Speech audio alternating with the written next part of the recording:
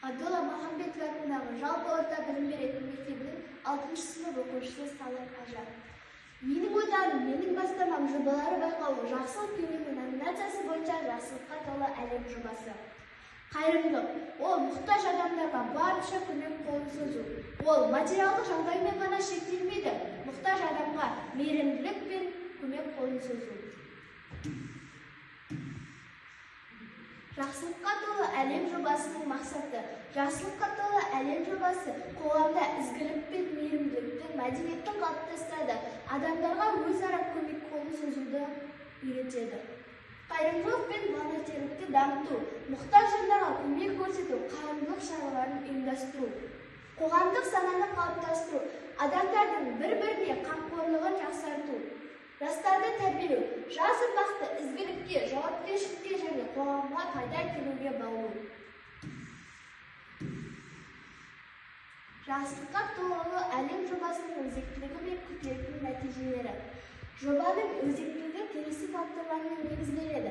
Қоғамдағы сана өзгерісі, адамдардың жақсылыққа ұмтылысын арттыру, бір-біріне жанашырлықпен қарауға баулу.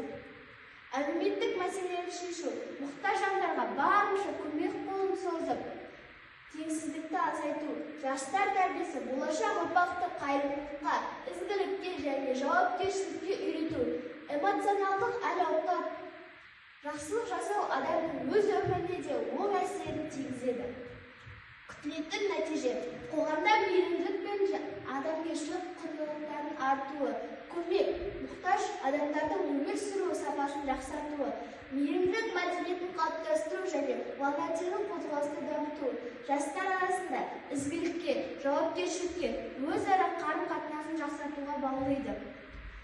Әлеуметтік желілер мен бұқаралық ақпарат құралдары арқылы жақсылық жасау дәстүрін насихаттау. Мақсатқа жету жолдары. Қолғанат еріктілері тобы құрылды, жоспар құрылды және мектебімізде іс-шаралар ұйымдастырылды.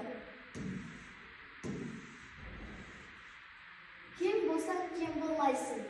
Қиын жағдайдағы адамдарға көмек көрсетіп, аз қамтылған отбасыларға, қарттарға, мүгедектерге қажетті затты, яғни барынша азық-түлік, дәрі-дәрмек, ақшалайды көмектер көрсетілді.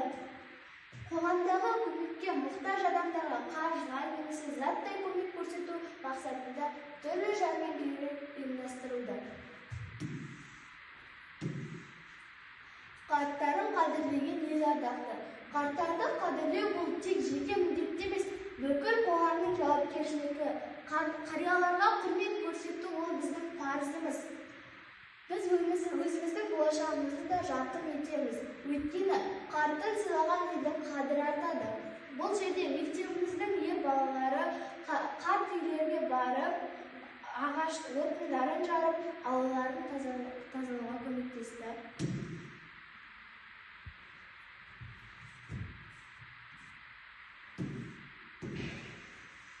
Жақсылыққа толы әлем жобасы өз мақсатына жетіп, көптеген адамдардың өміріне оң әсерін тигізеді.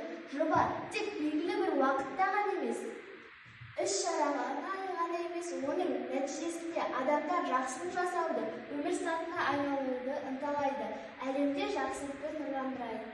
Назарларыңызға рахмет.